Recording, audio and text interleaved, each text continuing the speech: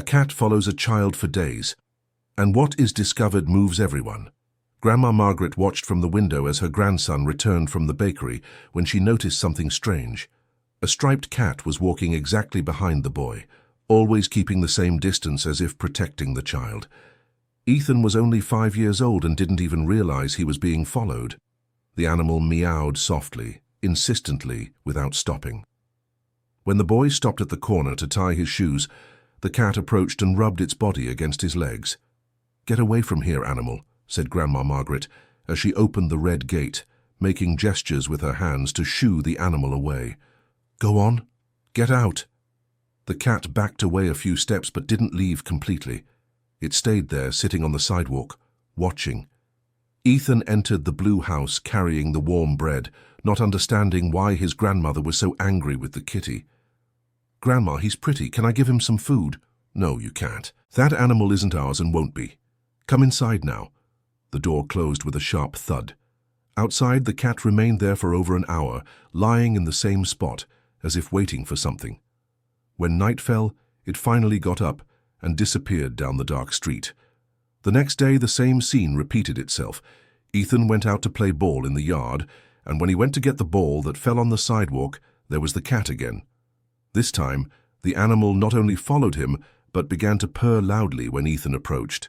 "Hi, kitty," whispered the boy, looking back to make sure his grandmother wasn't watching.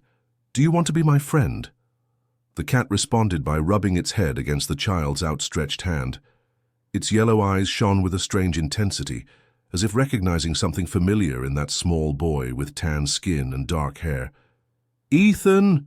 Grandma Margaret's voice cut through the air. "Didn't I tell you not to mess with that animal? Come in now." The boy obeyed, but looked back one more time. The cat was still there, sitting, watching. There was something different about that animal, something Ethan couldn't explain, but that made his heart tighten in a strange way. That afternoon, while Grandma Margaret chatted with her neighbor, Mrs. Jenkins, on the porch, the topic inevitably turned to the cat. "That animal has been following my grandson for 3 days, commented Margaret with her arms crossed. "It won't leave his side. It's too strange." Mrs. Jenkins, a lady of nearly 70 who had lived in the neighborhood for over 40 years, adjusted her glasses and observed the cat lying across the street, right in front of the blue house. "Margaret, I know that cat," she said, lowering her voice. "It belonged to Amanda." The name made Grandma Margaret stiffen. Her fingers tightened hard on the edge of the porch. "I don't want to hear that name." "But it's true. I remember when she used to walk around here with that cat in her arms. That was before everything happened. The cat disappeared when she left. I thought it had gone with her, but apparently it stayed around." "It can't be," murmured Margaret, feeling a tightness in her chest. "It's been 3 years." "Cats have good memories, Margaret. Maybe it recognizes the boy's scent. They're mother and son, after all." Grandma Margaret went inside without saying goodbye, slamming the door hard. Her hands trembled as she held onto the kitchen sink. It couldn't be. Not after so long. Not now that things were finally starting to calm down.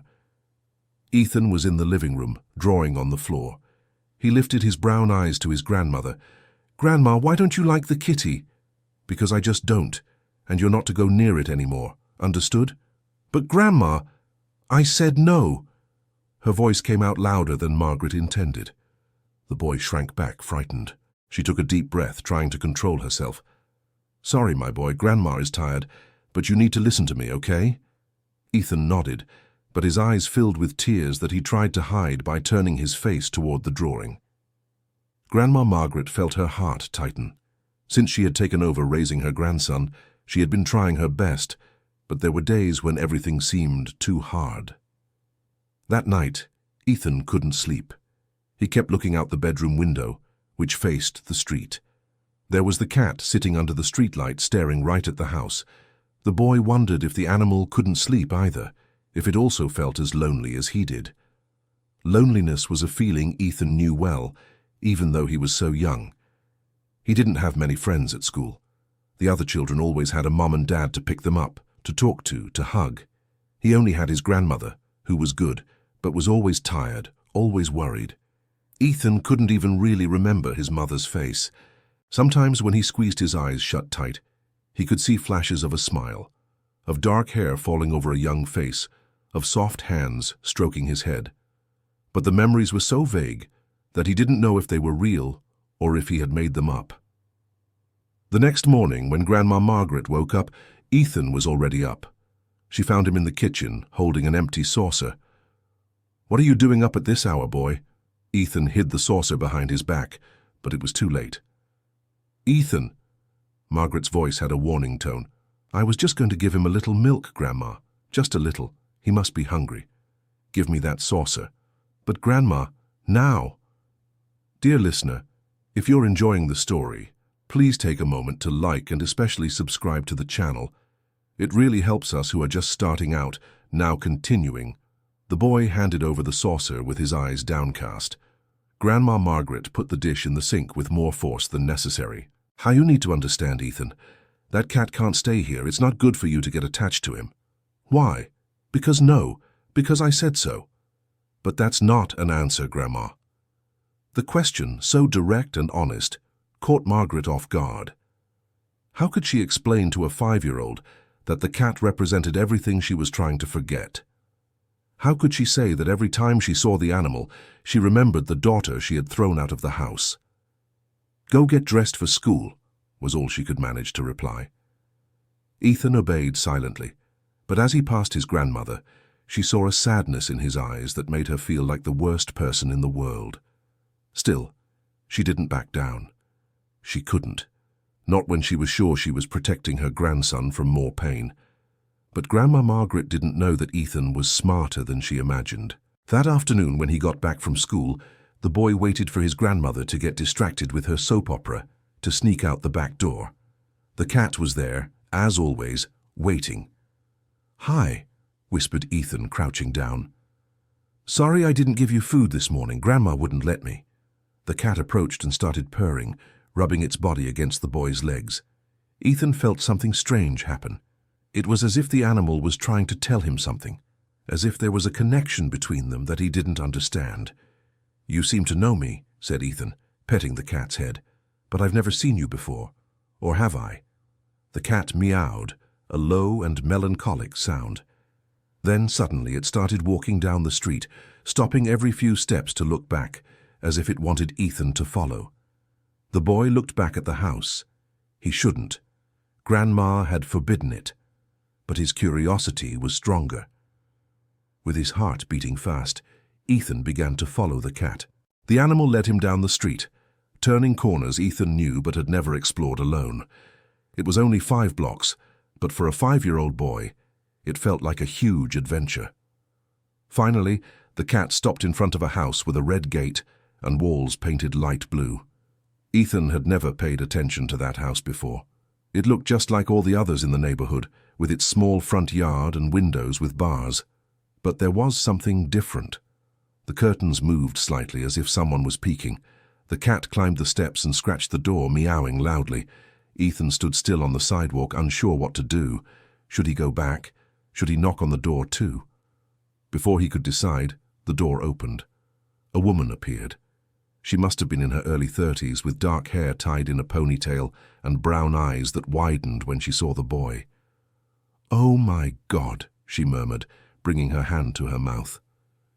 Ethan took a step back, startled by her reaction. "Sorry, Mum. The cat brought me here. I didn't mean to bother." The woman quickly came down the steps but stopped before getting too close, as if afraid of scaring the boy. You're Ethan, aren't you?" The boy's eyes widened. How did she know his name? "How do you know?" The woman seemed to realize she had said too much. Her hands trembled slightly. I live in this neighborhood. I've seen you passing by. I've never seen you before.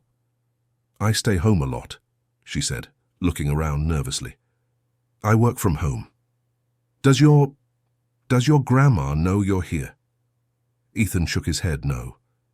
The woman bit her lower lip, clearly conflicted about what to do. "You need to go back then. She'll be worried." "Okay, sorry." Ethan started to turn around, but then he looked at the cat, which had sat at the woman's feet and was staring at him with those intense yellow eyes. Is the cat yours? The woman looked at the animal, and Ethan saw her eyes fill with tears. No, I mean, it used to be. A long time ago. It keeps following me. Grandma doesn't like it. I know, the woman whispered almost to herself. She never did like cats much. There was something strange in the way she spoke, as if she knew Ethan's grandmother.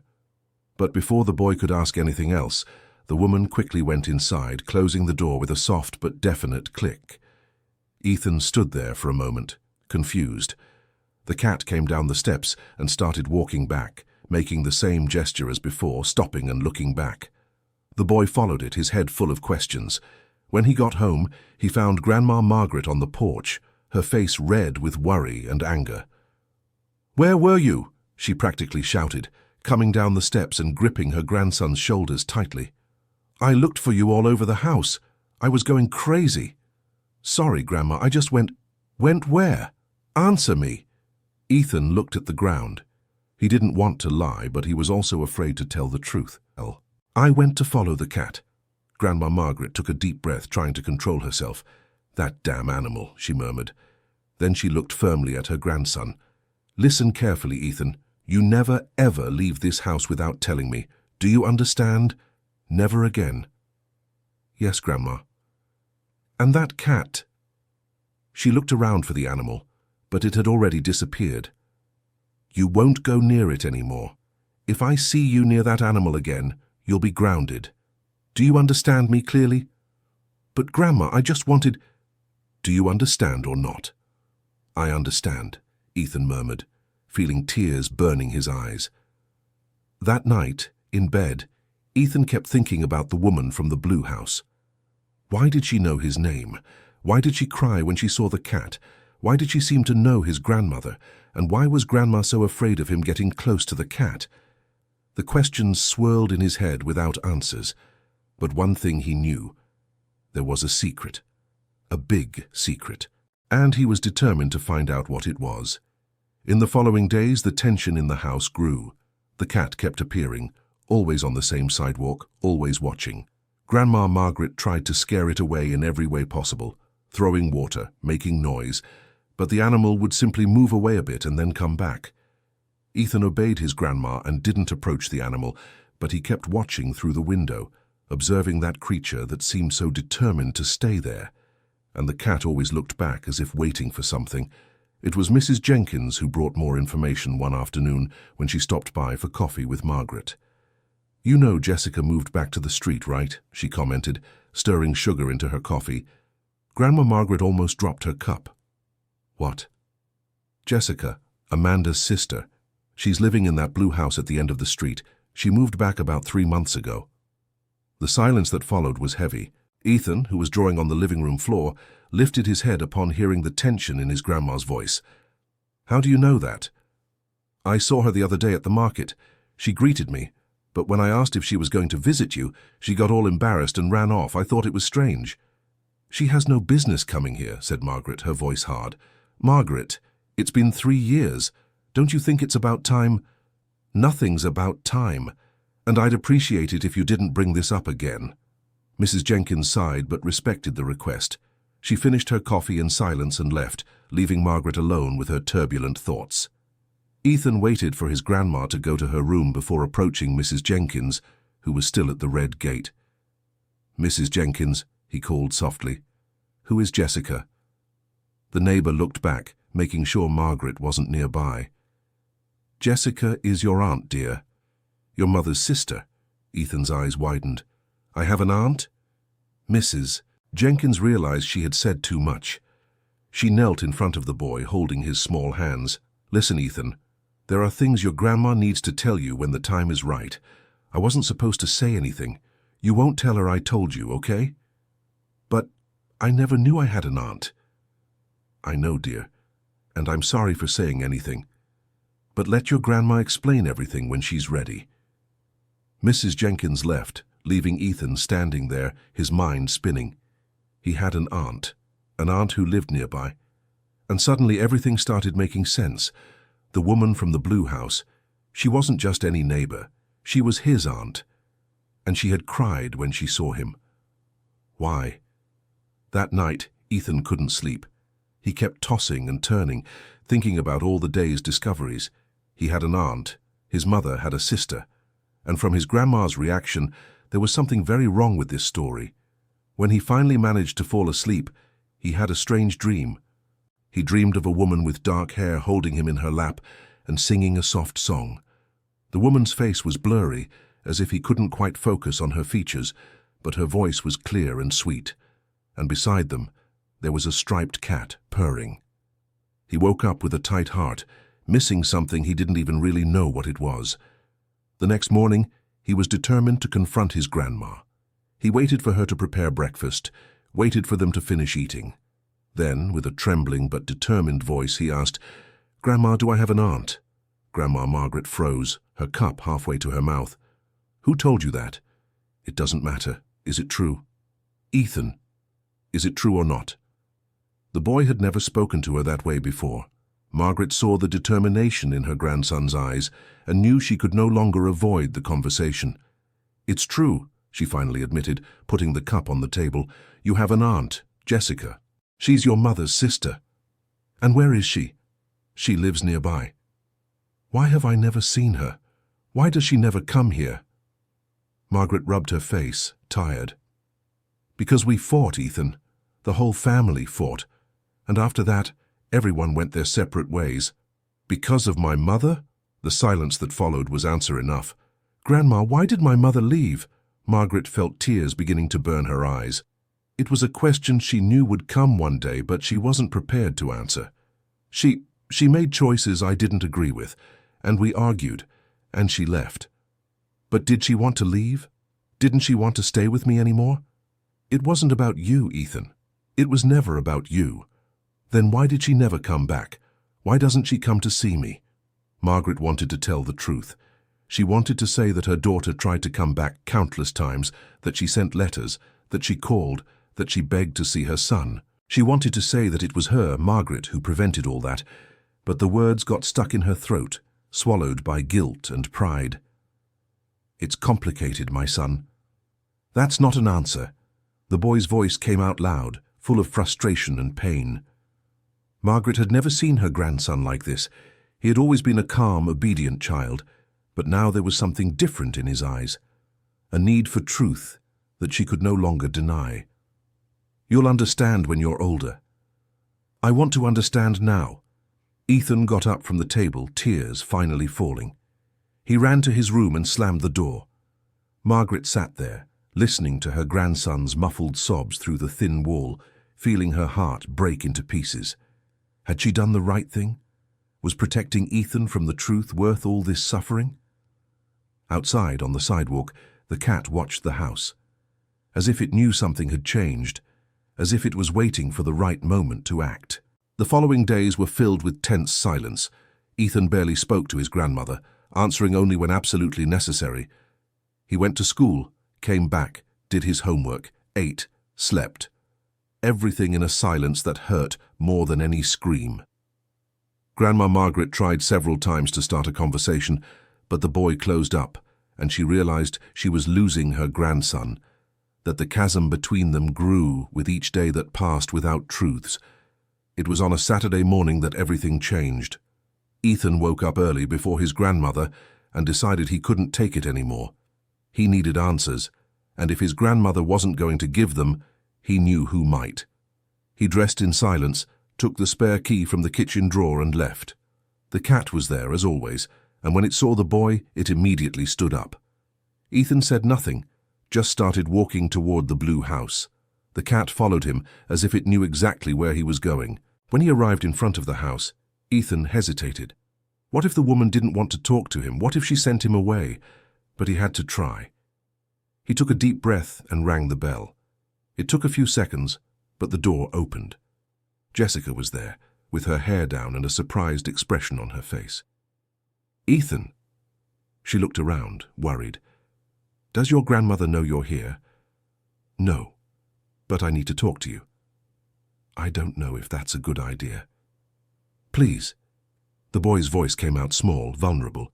"I just want to know the truth. About my mother, about you, about everything." Jessica looked at that little 5-year-old boy, with his brown eyes full of tears, and felt her heart break. He looked so much like Amanda, the same eyes, the same way of tilting his head when he was confused. "Come in," she finally said, opening the door wider. Ethan entered, followed by the cat, which immediately settled on the sofa as if it owned the house. Jessica prepared hot chocolate for the boy, her hands trembling slightly as she stirred the drink. "How much do you know?" she asked, sitting down across from Ethan. "Almost nothing.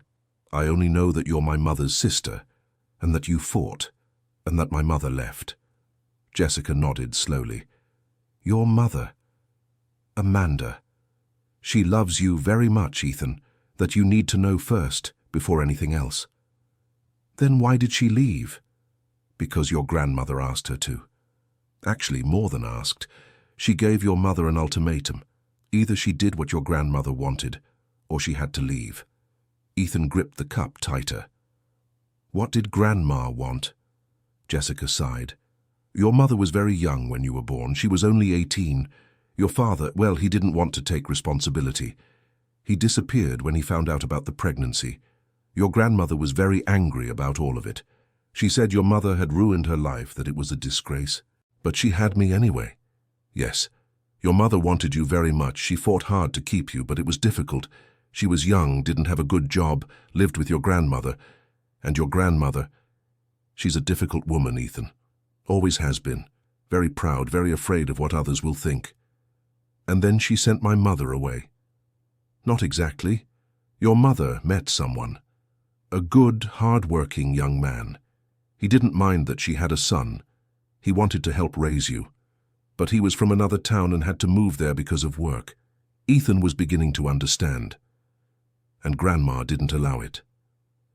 "Your grandmother said, if your mother went, she couldn't take you. Said she would fight it in court, that she would prove your mother wasn't fit to raise you. And your mother, she was scared. She was very young, didn't have money for a lawyer. Your grandmother threatened to say she was an irresponsible mother, that she had abandoned you for a boyfriend. But that's not true. I know, but your grandmother was convinced she was doing the right thing. She thought she was protecting you. And your mother, she thought maybe it really was better for you to stay with your grandmother, at least for a while, until she could get settled, save money, get a good lawyer. Dear listener, if you're enjoying the story, please take a moment to like and especially subscribe to the channel. It really helps us who are just starting out. Now, continuing. Tears began to fall down Ethan's face, and she left. She did. Jessica was crying now too. But not because she didn't love you, because she loved you too much. She thought she was doing what was best for you. Did she never come back? She tried, many times, but your grandmother wouldn't allow it. Said you were better off without her, that she would only confuse you, that you had already adjusted. That's not true. I always wanted my mother. Jessica reached out and held the boy's hand. I know, dear. And your mother always wanted you too. She writes letters, every month, asking about you, sending kisses, saying she loves you. Ethan's eyes widened. Letters? Where are the letters? Jessica hesitated. Your grandmother. She doesn't let the letters reach you. She hides the letters? Yes. The anger Ethan felt at that moment was unlike anything he had ever experienced. His grandmother had lied, had hidden his mother's letters, had made him believe his mother didn't care. I hate her, he said, his voice trembling. Don't say that. Your grandmother loves you in her own way. She's afraid. Afraid of losing you too. Afraid of making mistakes.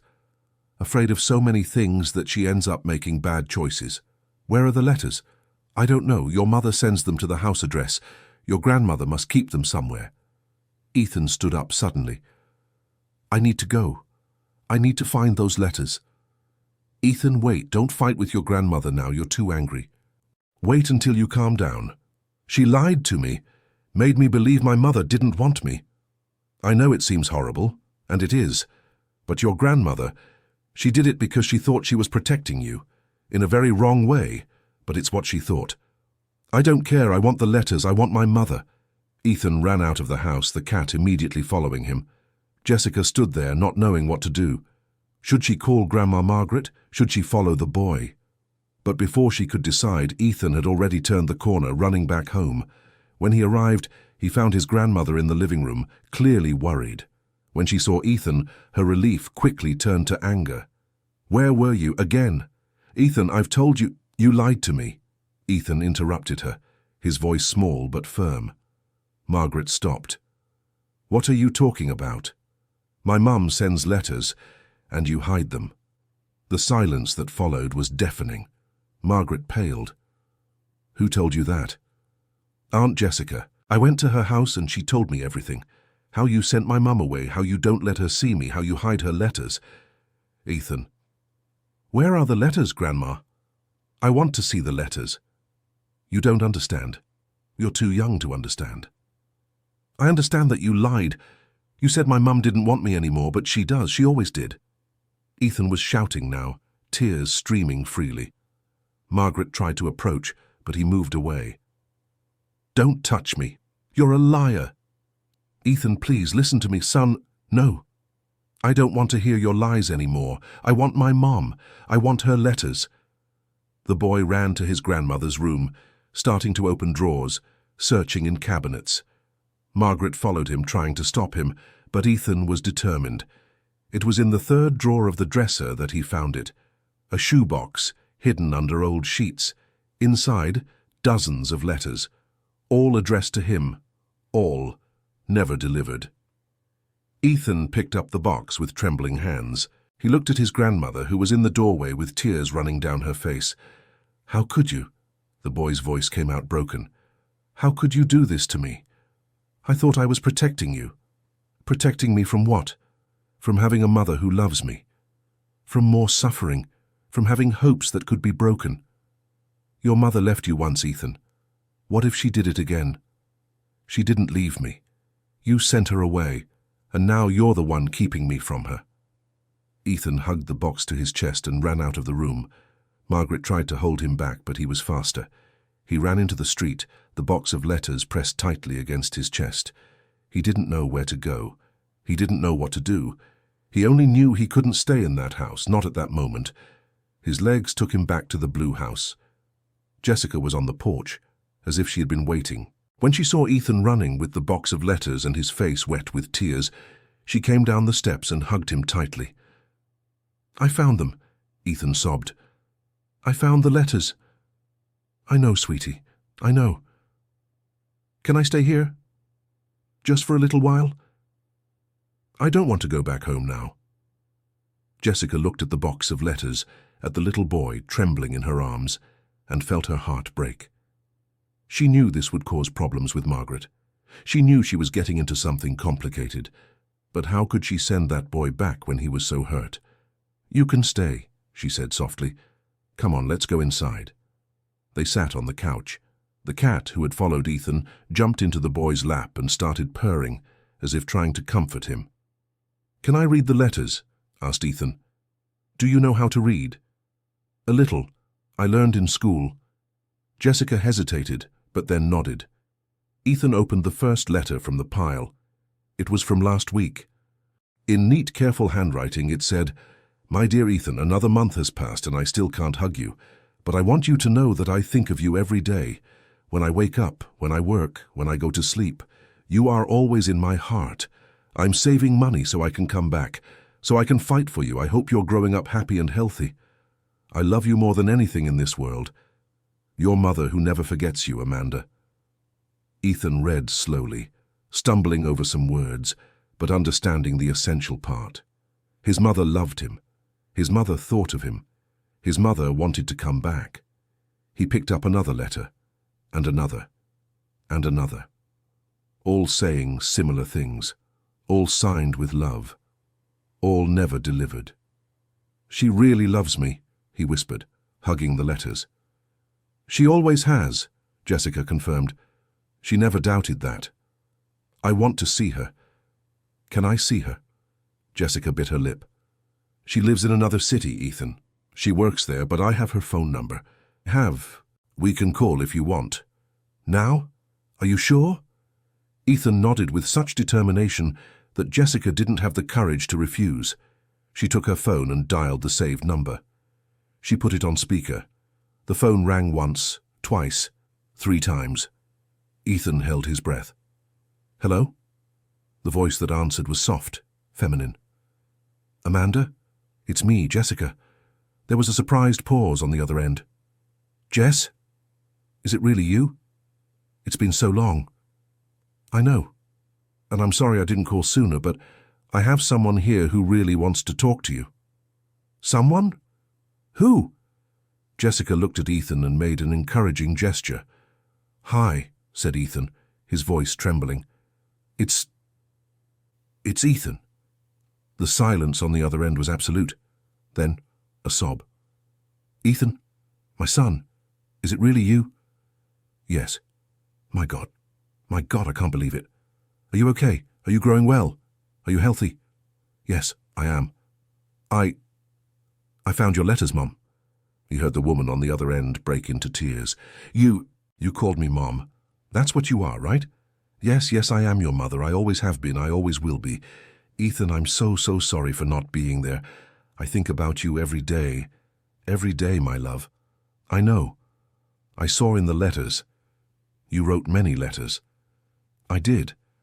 And I'll keep writing. But now you'll really receive them. When can you come see me?" There was a pause. I don't know if your grandmother will allow it." "I don't care what she says. I want to see you." "Ethan, please, Mom, please come." Amanda took a deep breath on the other end of the line. Jessica could hear her trying to control herself. "I will. I don't know how. I don't know exactly when, but I will. I'll fight for you.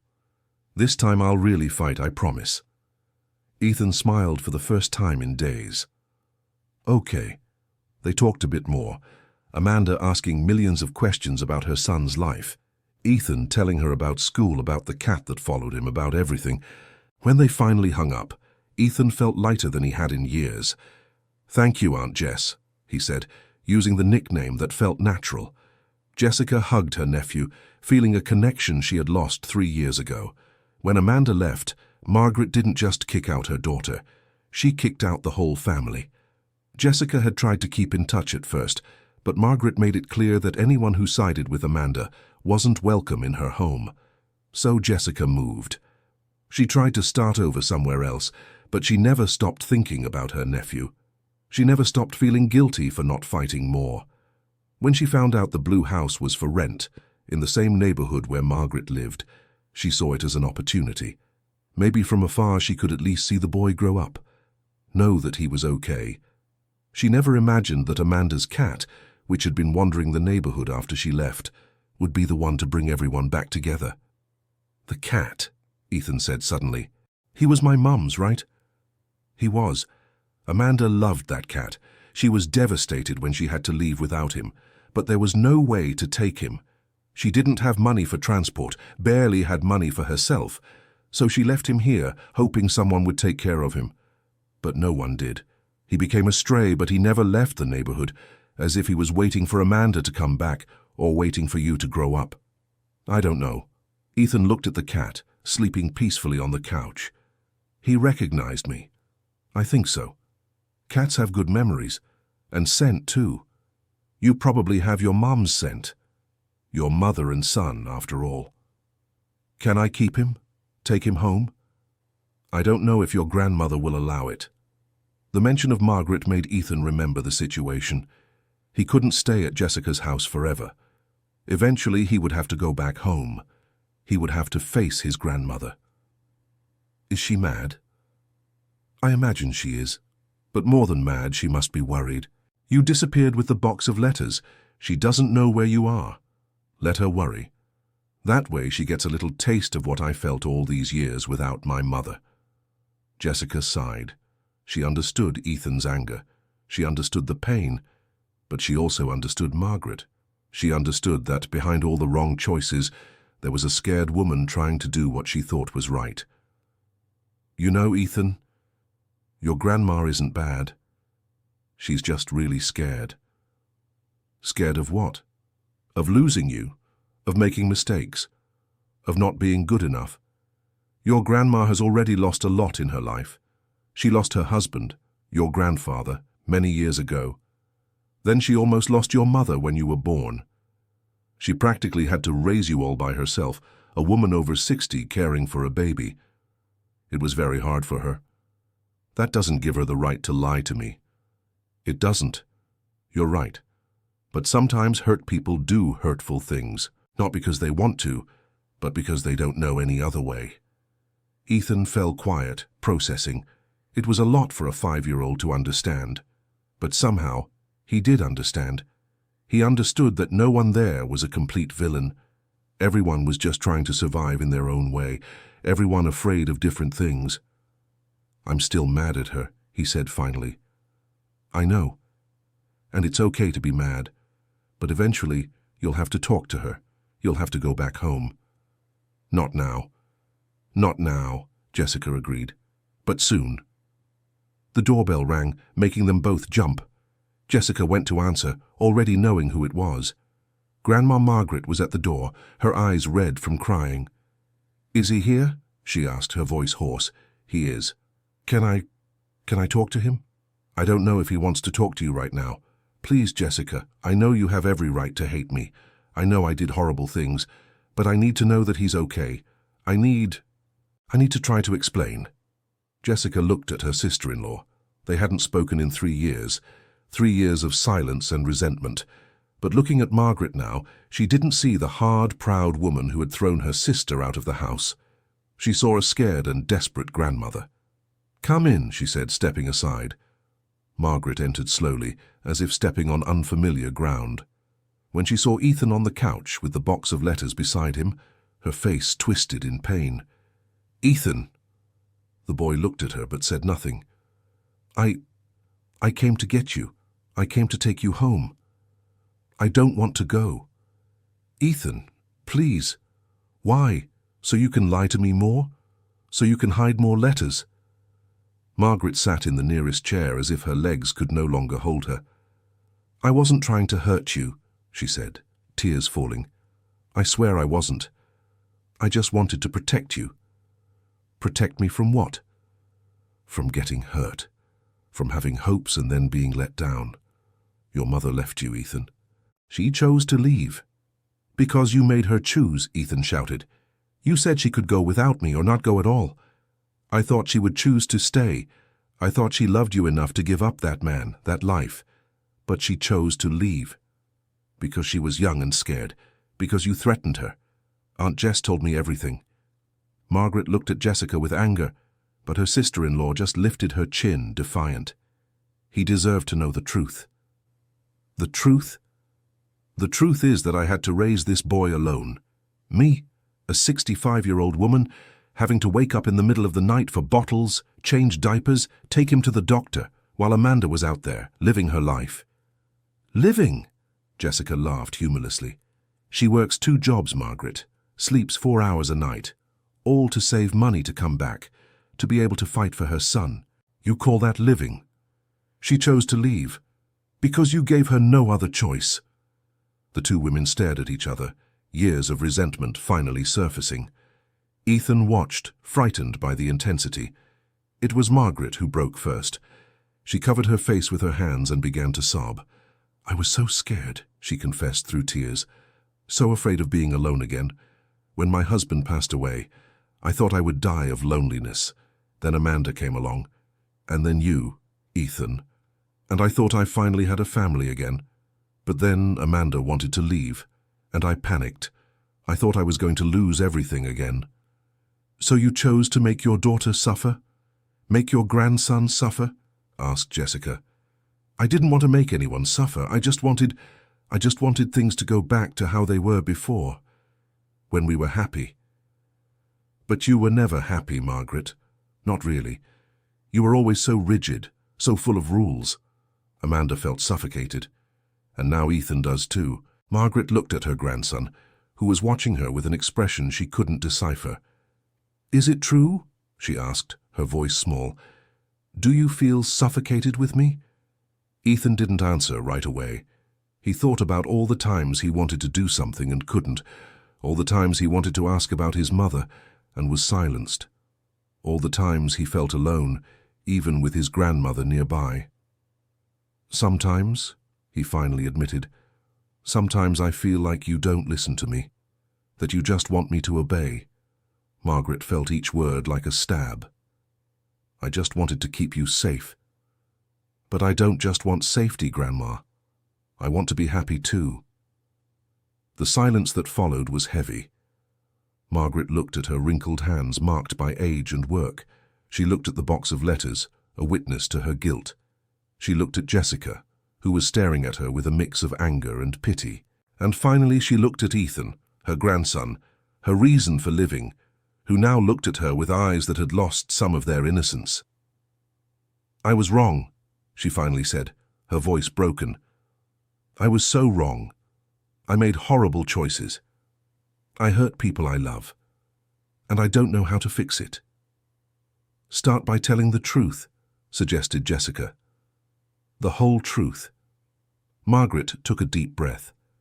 Then, for the first time in 3 years, she began to tell. She told about how terrified she was when Amanda got pregnant so young, how she was afraid of what the neighbors would say, what the family would think, how she pressured Amanda to hide the pregnancy as long as possible.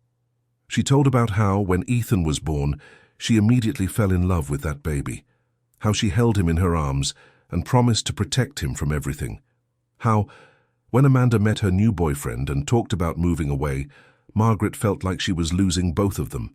She told about the terrible argument, the horrible things she said, how she called Amanda irresponsible, selfish, how she said she was a terrible mother, that Ethan deserved better, how, when Amanda said she was taking her son, Margaret threatened to fight in court. "I said I would prove she wasn't fit, that I would tell the judge that she had abandoned you to be with her boyfriend, that I would do everything to make sure she never laid hands on you again." Ethan listened to everything in silence, tears streaming down his face. "And my mother believed it?" She was scared. She was young, had no money. She thought I could actually do that. So she made the choice she thought was best for you. She left alone, planning to get settled first, save up money to come back later and fight for you the right way. "But you still didn't let her." Margaret nodded. "Every time she called, I hung up. Every time she tried to visit, I said you didn't want to see her. Every time she sent a letter, I hid it." "Why? Why keep lying?" "Because I thought if you knew the truth, you would hate me. You would want to leave with her, and I would be alone again." I couldn't bear the thought of being alone again. The raw honesty of the confession left everyone silent. Jessica sat next to Ethan, putting her arm around his shoulders. "Margaret, you would never be alone if you stopped pushing everyone away," she said softly. "I know that now, but fear isn't rational. I was so consumed by fear that I couldn't see what I was doing." "And now?" asked Ethan. "What happens now?" Margaret looked at her grandson, seeing hope and fear mixed on his face. Now I need to fix what I broke, or at least try." "How?" "First, by saying I'm sorry, to you, to Jessica, and to your mother. Then by letting you have what you should always have had, a complete family. You'll let my mother see me. I will. And I'll tell her the truth too. I'll ask for forgiveness for everything I did." Ethan wanted to believe. He really did. But he was afraid. What if it was just another lie? What if Grandma changed her mind? As if reading his thoughts, Margaret extended her hand. "I know you don't trust me anymore. And I understand. I'll have to earn your trust again. But I promise, Ethan. This time I really promise. No more lies. No more secrets." Ethan looked at the outstretched hand. He looked at Jessica, who nodded encouragingly. He looked at the cat, who had woken up and was now watching him with those wise yellow eyes. Slowly, he took his grandmother's hand. "Dear listener, if you're enjoying the story, please take a moment to like and especially subscribe to the channel. It really helps us who are just starting out, now continuing. It was a beginning, small, hesitant, but a beginning." That night, Ethan went home with his grandmother, but took with him the box of letters and the cat, which Margaret agreed to let stay. Jessica promised to visit them the next day, and for the first time in 3 years, there was a real possibility of reconciliation. But the path wouldn't be easy. Broken trust takes time to rebuild, and there were still many obstacles ahead. Amanda would need to be contacted properly. Difficult conversations would have to happen. Decisions about Ethan's future needed to be made, and Margaret would have to face the consequences of her actions. But for the first time in a long time, there was hope. And sometimes hope is all we need to start healing. Ethan spent that night reading and rereading his mother's letters. Every word was a treasure, every sentence, proof that he was loved. He fell asleep with the letters scattered around, the cat curled at his feet and a small smile on his lips. In the next room, Margaret didn't sleep. She stayed awake all night, thinking about everything she had done, everything she had lost because of fear. She thought about how she had almost destroyed the family by trying to keep it together in the wrong way. When the sun rose, she was in the kitchen, preparing breakfast. Ethan appeared sleepy, the cat faithfully following him. "Good morning," said Margaret, trying to sound normal, but her voice trembled a little. "Good morning," replied Ethan, still cautious. They had breakfast in silence, the kind of uncomfortable silence that comes after big fights. But it was different from previous silences. There were no more lies between them, only truth still being processed. "Grandma," Ethan broke the silence. "Are you really going to let me talk to my mother?" "I am. I promised, didn't I?" "But what if you change your mind?" Margaret put her cup on the table and looked into her grandson's eyes. "I understand you don't trust me right now. I broke your trust. But I'll prove I've changed, even if it takes time, even if it's hard. You'll see that this time it's different." "How?" "Take the phone." Ethan's eyes widened. "Now! Now!" With trembling hands, Ethan took his grandmother's phone.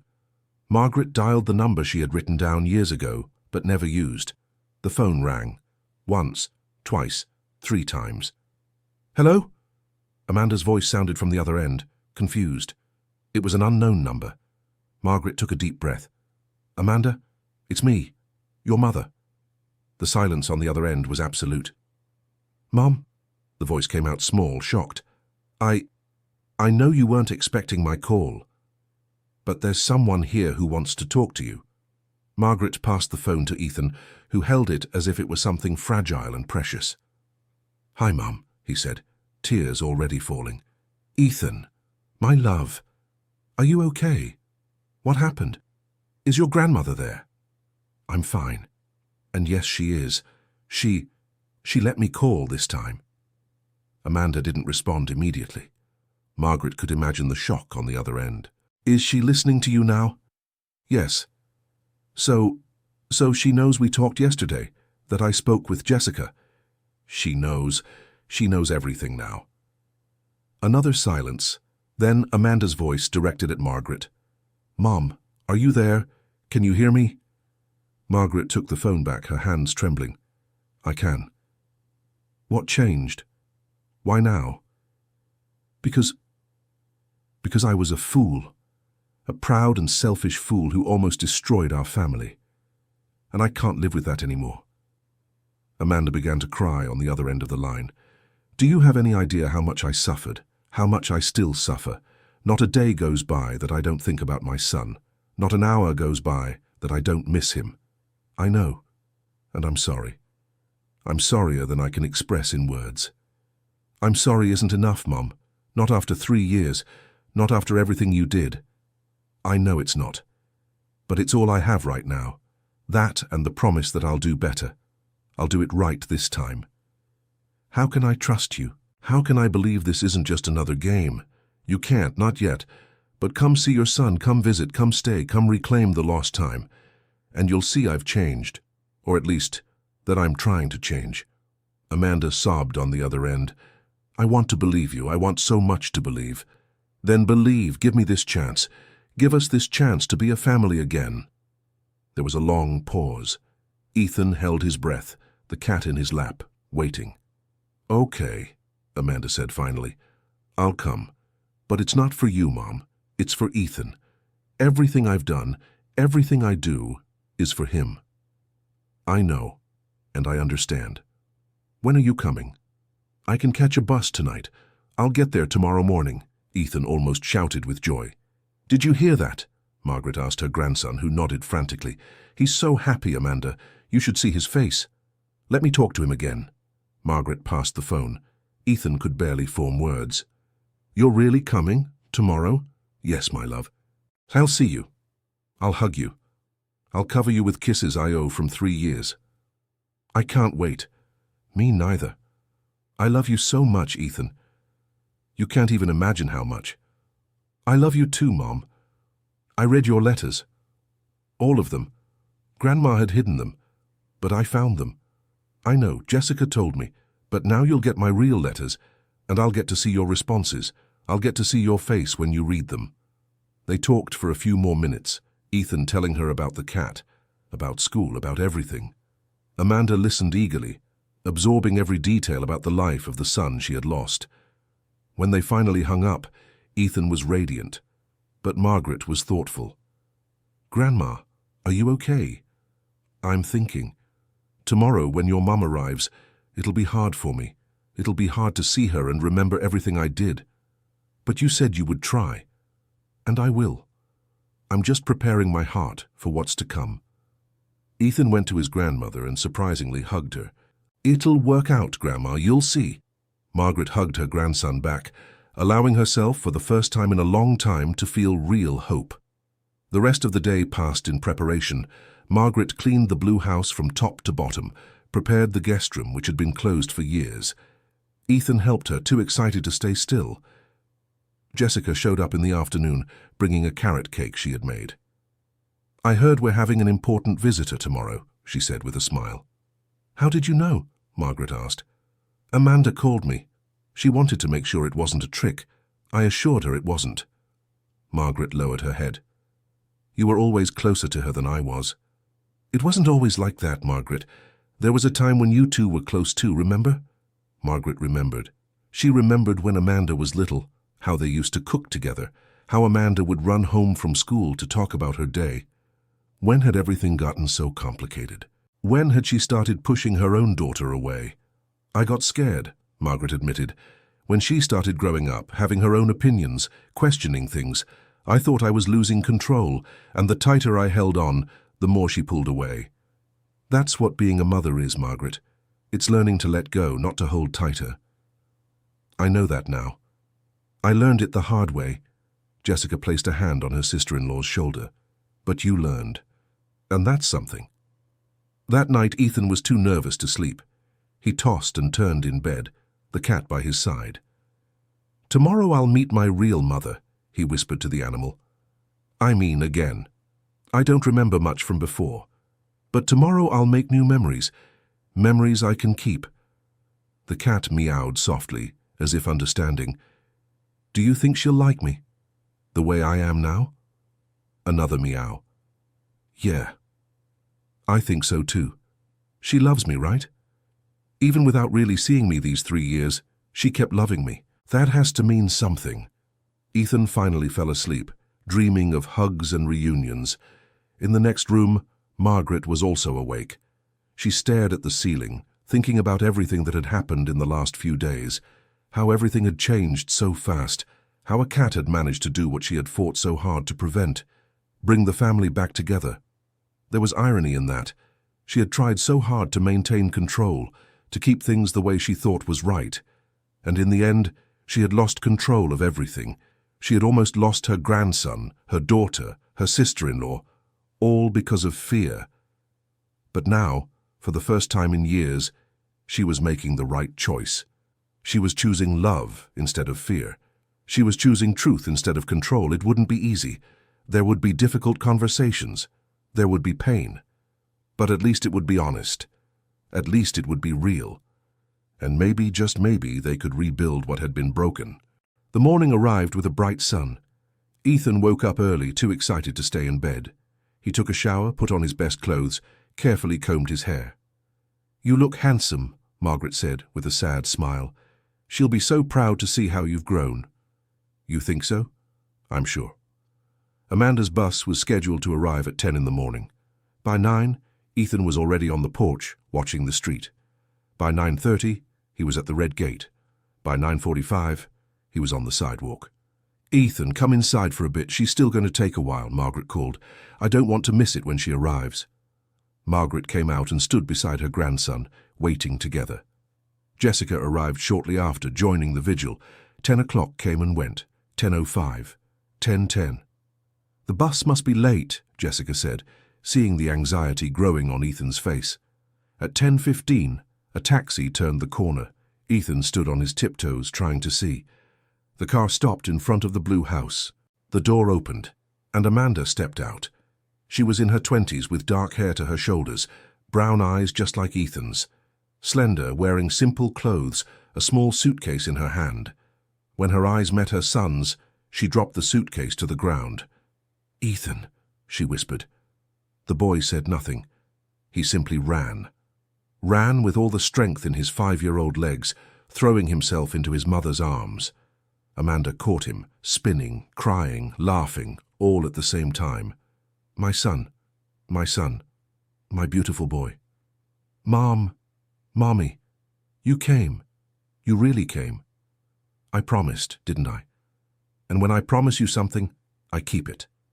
They remained like that for long minutes, embracing, crying, not caring who was watching. Jessica also cried, moved. Margaret watched from afar, tears streaming down her wrinkled face.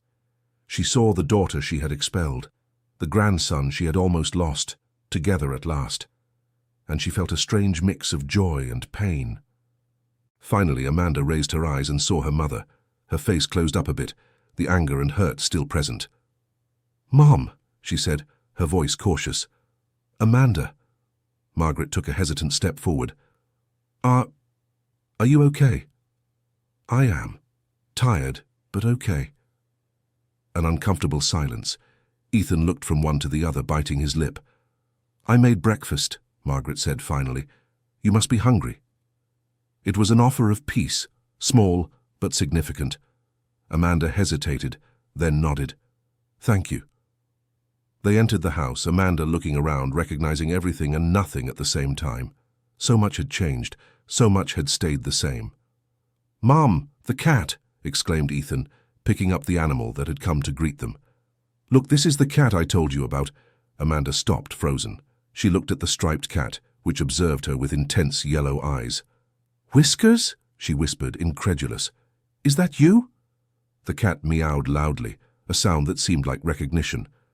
It jumped from Ethan's arms and ran to Amanda, rubbing against her legs, purring loudly. "My God, Whiskers, you stayed. You waited for me." Amanda bent down, picking up the cat in her arms, stroking its head as she had done so many times years ago. "I thought you had died, or gone away, or forgotten me." "He never forgot," said Ethan. "He kept following me. It was because of him that I found out about you, about the letters, about everything."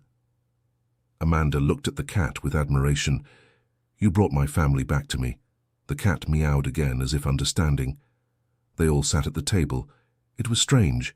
Margaret, Amanda, Ethan, Jessica, and the cat. 5 souls trying to find their way back to each other. "So," Amanda began after a few minutes of silence, "let's talk about this, about everything." Margaret nodded. "I think we really need to." "Why now, Mom? Why, after 3 years, did you decide to let me see my son?" "Because Ethan discovered the truth about the letters, about how I had lied, and I realized I was going to lose him too if I didn't change." "So you only changed because you were forced to?" "At first, yes. But later, when I really stopped to think about everything I had done, I realized how wrong I was, how much I had hurt everyone, and I didn't want to live like that anymore." "Do you have any idea what it was like for me?" Amanda's voice trembled. "Leaving my baby behind, knowing he was growing up without me, not knowing if he was okay, if he was happy, if he remembered me. I can't imagine. No, you can't. Because you never had to make that choice. You never had to choose between staying with your son and giving him a chance at a better life. You were the one who chose to leave. Because you forced me. Amanda slammed her hand on the table, making everyone jump. You gave me an impossible ultimatum. Either I left the man who loved me and wanted to help me, or I lost my son. Ethan shrank back, frightened by the tension. Jessica put a hand on his shoulder, comforting him. I thought you would choose to stay, said Margaret, her voice small, and I thought you would never make me choose between the two things I loved most. But you did. And I've had to live with that choice every day since then. Amanda, do you know how many nights I cried? How many times I picked up the phone to call and you hung up on me? How many letters I wrote, hoping for a response that never came? Tears were falling freely now, years of pain finally being released. You told me I was a terrible mother, that I had abandoned my son, and I believed you, Mom. I believed you. I carried this guilt, this shame, working like crazy to save money, to prove I was good enough, and all the while you kept my son away from me. I know. Margaret was crying now too. I know, and I'm so sorry. I'm sorrier than I can say. Sorry doesn't bring back the lost time. It doesn't give me back the 3 years I missed watching my son grow up. I know, Margaret almost shouted. I know it doesn't. I know I did unforgivable things, but what else can I do besides ask for forgiveness and try to do better now? Amanda took a deep breath, trying to calm down. You can let me be my son's mother, without interference, without control, without threats. Okay. Okay, that's it? What else do you want me to say? Do you want guarantees, promises? I've already shown that my word means nothing. So all I can do is show you. Prove it with actions, not words. Amanda looked at her mother, seeing the sincerity and regret on her aged face. She wanted to stay angry. She wanted to keep shouting, but she was so tired of carrying that anger. I don't know if I can forgive you, she said honestly. I'm not asking for forgiveness yet. I know I have to earn it. I'm just asking for a chance to try. Amanda looked at Ethan, who was watching everything with big, scared eyes. It's not for you, she said finally. It's for him. Everything I do is for him. I know, and I respect that. The silence that followed was different, still heavy, still charged with emotions. But there was a possibility in it, a small opening for healing. Mom. Ethan spoke for the first time since Amanda arrived. Are you going to stay? Are you going to live here again? Amanda looked at her mother, waiting for an answer. Margaret sighed. You can stay as long as you want. The guest room is ready. I don't know if it's a good idea for us to live together again, Mom, not after everything. Then stay nearby. There are houses for rent on the street. Or you can stay with me, offered Jessica. The blue house has plenty of space. Amanda considered it. I'll think about it. But first I want to spend time with my son. A lot of time. Recover what I lost. How long can you stay? Asked Ethan. 1 week. I asked for time off from work. Money is tight, but this is worth any sacrifice. A whole week? Ethan was beaming. A whole week, confirmed Amanda, pulling her son into a hug. And after that we'll find a way for me to visit more. And for you to maybe visit me too, if your grandma allows it. Everyone looked at Margaret. You can, she said simply. Whatever is best for Ethan. It was a beginning. Small, hesitant, but a beginning. The following days were full of discoveries. Amanda and Ethan spent hours together, talking, playing, getting to know each other. She told stories from when he was a baby, showed photos she had saved, taught him songs she used to sing to him. Ethan absorbed everything, eager for every piece of history he had missed. Mom, why did you call me Tanny when I was little? Because it was the cutest way you said Ethan when you were learning to talk. You would say Tanny and look so proud. And that man, the one who was going to be my stepdad, was he nice? The question made Amanda pause. He was. He was very nice. His name was Michael. His name was... He loved you like you were his own son. Where is he now? We broke up a year ago. He wanted to get married, have more kids, and I couldn't think about starting a new family until I had fixed the one I already had. Did you leave him because of me? It wasn't leaving, sweetheart. It was choosing, and I will always choose you. Ethan hugged his mother tightly. I love you so much. I love you too. More than anything in this world. Margaret watched the interactions from a distance, feeling a mix of joy and envy. Joy at seeing her grandson happy. Envy of the ease with which Amanda connected with him. Are you okay? Asked Jessica, who had come to visit them. I'm seeing what I missed. All this time we could have been a family I wasted because of pride. But there's still time, Margaret. It's never too late to start over. Amanda barely looks at me, and I understand. I would do the same in her place. There's time, Margaret. Real healing takes time. But Margaret wasn't sure if there would be enough time. She was already 68 years old. How many years did she have left? How much time did she have to fix everything that was broken? It was on the 4th night of Amanda's visit that everything exploded again. Ethan was sleeping, exhausted from playing so much. Amanda and Margaret were alone in the living room, an uncomfortable silence between them. We need to talk, Amanda said finally. About what? About the future. About Ethan.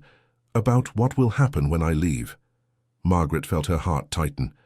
Are you taking him? I should. He's my son. I have every right. I know, but he's settled here. He has school, friends, a routine. Everything I could never give him because you wouldn't let me. Amanda's voice came out louder than she intended. She took a deep breath, trying to control herself. Sorry, I didn't mean to yell. No, you're right. You have every right to be angry. I don't want to be angry, Mom. I want to be able to forgive. I want to be able to move on. But it's so hard. I know.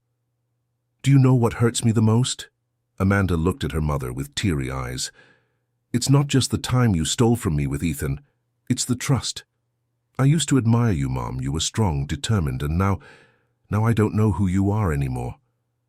I'm someone who made terrible mistakes, but who wants to do better.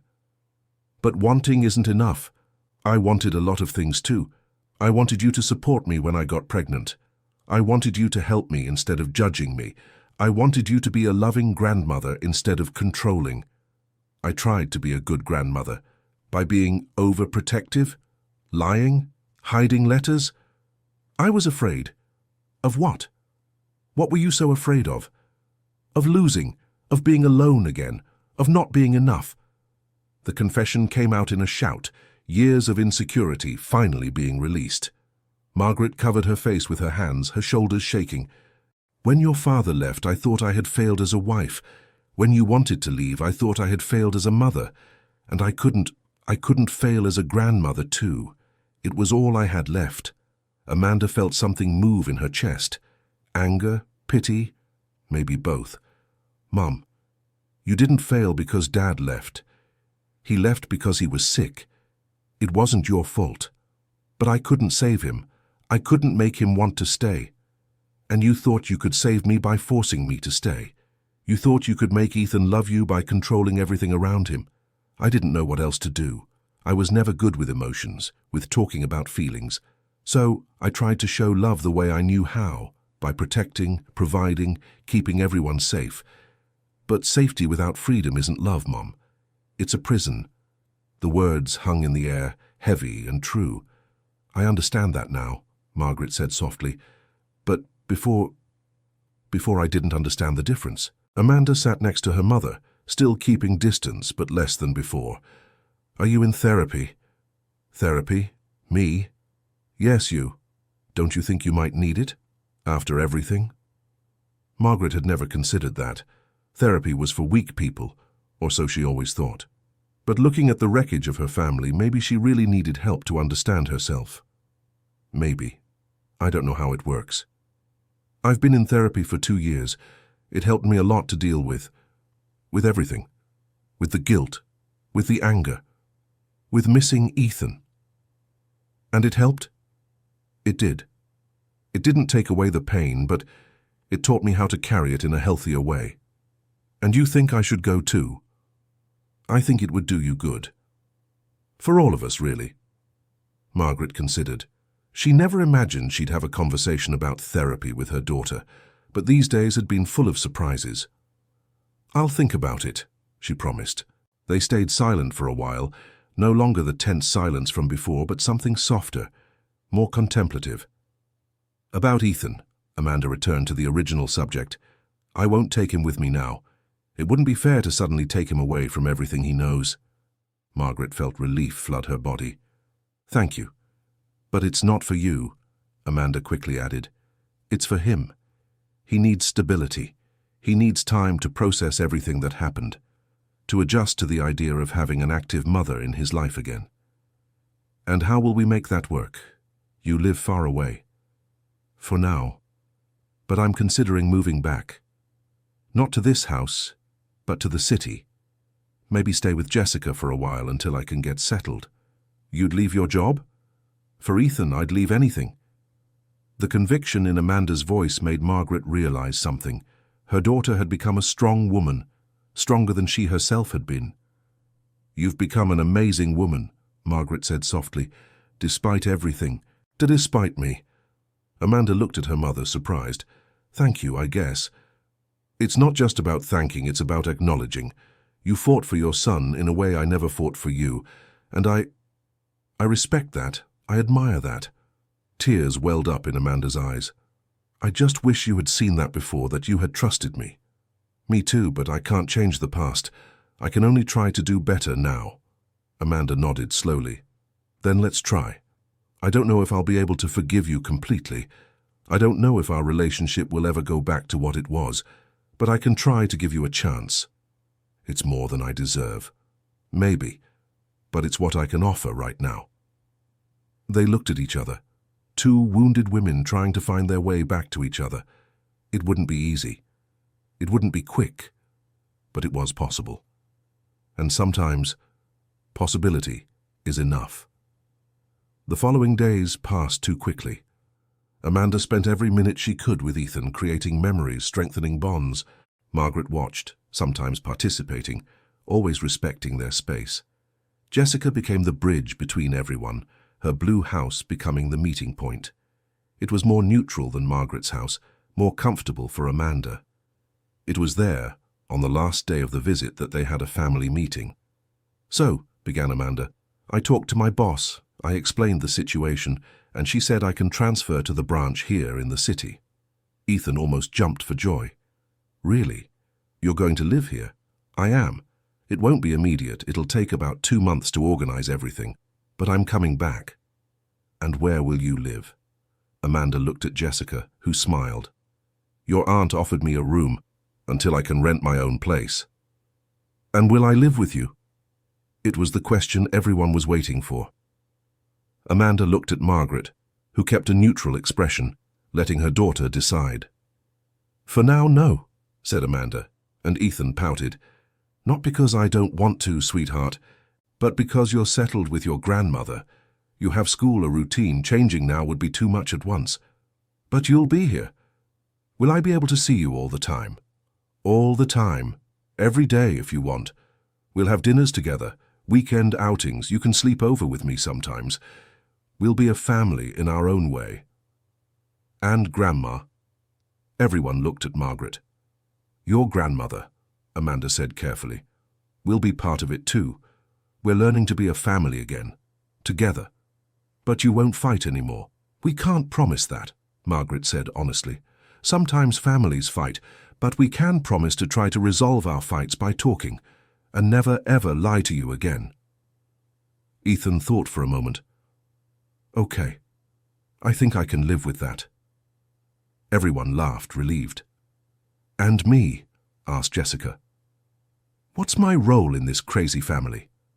"You're the cool aunt," said Ethan immediately. "The one who bakes cakes and lets me eat before dinner." "Hey," protested Amanda, "I'm going to be cool too. You're a mom." "It's different from being cool." More laughter. It was light. It was good. It was the beginning of something new. When Amanda left the next day, it was different from 3 years ago. There were no desperate tears, no feeling of abandonment, because this time there was a promise of return. There was certainty of reunion. 2 months, promised Amanda, hugging Ethan tightly, In 2 months, I'll be back. You promise? I promise. And you know that when I promise you something, I keep it. Ethan nodded, trusting. I love you, Mom. I love you too, sweetheart. More than anything. Amanda also hugged Jessica, thanking her for everything. And then, hesitantly, she approached Margaret. Mom.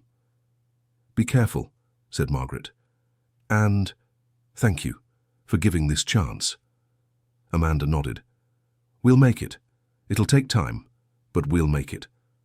They hugged, quickly, still uncomfortable, but genuine, one step at a time. When the taxi left with Amanda, Ethan kept watching until he couldn't see it anymore. Then he turned to his grandmother. She's really coming back, right, Grandma? Yes. Your mother doesn't lie to you. And you? Are you going to lie again? Margaret knelt in front of her grandson, looking into his eyes. Never again, I promise. No more lies, no more secrets. Only truth from now on. Okay, I believe you. Those 4 words meant more to Margaret than anything else. Broken trust being slowly rebuilt. The following months were about adaptation. Ethan returned to his normal routine, but now with daily calls from Amanda. She called every night, asked about his day, told him about hers, kept the connection alive. Margaret kept her promise and started therapy. At first she was resistant, uncomfortable talking about her feelings with a stranger. But little by little she began to open up. She began to understand the patterns she had repeated, the wounds that had never healed. My fear of abandonment comes from long ago, she admitted in one session. I lost my mother young, then I lost my husband.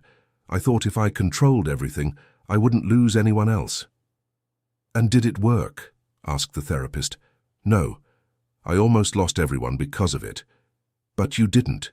You still have a chance to rebuild. Yes, and I'm trying. But it's scary. What if I mess up again? What if you don't? You have to risk trusting yourself. It was daily work. Some weeks were better than others, but Margaret was committed for herself, for Ethan, for Amanda. Jessica became a constant presence, having dinner with them several times a week, helping Ethan with homework, giving support when Margaret felt lost. You've been a blessing, said Margaret one of those nights. We're family, replied Jessica simply. It's what family does, and the cat, Whiskers, became an official part of the house. He slept in Ethan's room, followed the boy everywhere, purred when everyone was together, as if he knew he had fulfilled his mission, to reunite the family he loved. When there was 1 week left for Amanda to return, Ethan was electric with excitement. Grandma, do you think my mum will like the drawing I made for her? She'll love it. And what if we make a welcome cake? Does she like chocolate? She loves it. Then let's make the biggest chocolate cake that ever existed. Margaret smiled, seeing her grandson's joy. She no longer felt envy. She felt grateful that he could have this joy, this love. On the day of Amanda's arrival, the house was in a flurry. Ethan had decorated with drawings. Jessica had made the cake. Margaret had prepared the guest room once again. She's not staying here, Grandma, reminded Ethan. She's staying with Aunt Jess. I know, but she'll visit, and I want her to know she's always welcome. It was a huge change for Margaret, from wanting total control to offering free space, from imposing rules to giving options. It wasn't easy, but I was learning. When Amanda arrived, she was welcomed with celebration. Ethan covered her with hugs and kisses, showing everything he had prepared. Jessica welcomed her at home with a tidy room and fresh flowers. And Margaret offered a sincere hug. Welcome back, daughter. Amanda accepted the hug, still a bit stiff, but less than before. Thank you, Mom. It was a beginning. In the following days, they established a new routine. Amanda picked Ethan up from school 3 times a week. They had dinner together on Mondays and Thursdays at Jessica's house. Weekends alternated, one with Amanda, one with Margaret, always with flexibility. It wasn't perfect. There were discussions about discipline, about schedules, about boundaries. But this time, they resolved them by talking. No shouting, no ultimatums, no lies. I think he's watching too much TV, said Margaret during one of these discussions. "And I think you're being too controlling again," Amanda replied. "It's not being controlling. It's being concerned about his development. Or it's being afraid of losing control." Margaret took a deep breath, using the techniques she learned in therapy. "Maybe, but it's also a legitimate concern. Can we find a middle ground?" "We can. How about limiting it to 1 hour a day on weekdays, more on weekends?" "That sounds fair." Resolving conflicts wasn't easy, but it was possible, and each time they managed, it became a little easier. Ethan flourished in this new environment. He had the stability of his grandmother's house, the love of his present mother, the fun with his aunt. He finally had the family he always wanted. One night, lying in bed with Whiskers purring beside him, Ethan thought about how everything had changed. A few months ago, he felt so alone. He thought his mother didn't love him, that he would never have a real family. And now he had all this, because of a cat that refused to leave. "Thank you, Whiskers," he whispered, petting the animal, "for bringing my family back to me." The cat meowed softly as if saying, "You're welcome." Months turned into a year. Ethan turned 6 with a party where everyone was present. Amanda, Margaret, Jessica, school friends, neighbors. It was the first birthday party where he felt completely happy. "Make a wish," said Amanda as he blew out the candles. Ethan closed his eyes. He could wish for many things: toys, games, adventures, but there was only one thing that really mattered. That we stay like this, together.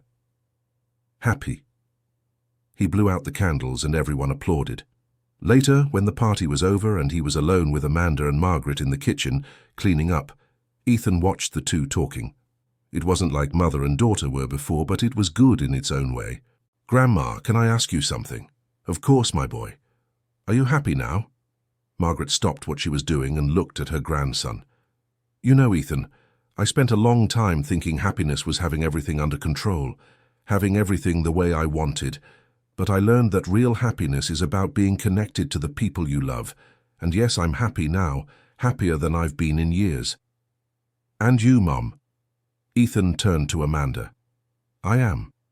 Very happy. I still have hard days, I still have hurts I'm processing. But having you in my life, being able to watch you grow, that makes me happier than I can say." "So was it worth it? All the suffering, all the pain. Was it worth it to get here?" The two women looked at each other, thinking about the question. "I wish we had gotten here a different way," Margaret said honestly, "without causing so much pain. But being here now, yes, it was worth it." "I agree," said Amanda. "The journey was painful, but the destination is worth every tear." Ethan smiled, satisfied. That night, lying in bed, he thought about everything he had lived through. The loneliness, the confusion, the anger, the pain. But also discovery, reconciliation, love, healing. And it had all started with a cat who refused to leave. Whiskers slept by his side, purring softly. Ethan stroked the animal's head. "You knew, didn't you? Knew that we needed each other, that we needed to become a family again." The cat opened one eye as if confirming, then went back to sleep, its mission accomplished. And as Ethan drifted off to sleep, surrounded by love, security, and family, one final question floated in his mind before dreams took over. If it weren't for Whiskers, where would we be now? The answer was clear. Lost. Alone. Broken. But thanks to a persistent striped cat, they had found their way back to each other. And that, Ethan thought before falling completely asleep, was the greatest gift anyone could receive. End of story. And you, what did you think of this family reunion story? Share in the comments what you felt while following the journey of Ethan, Amanda, and Grandma Margaret. Your opinion is very important to us.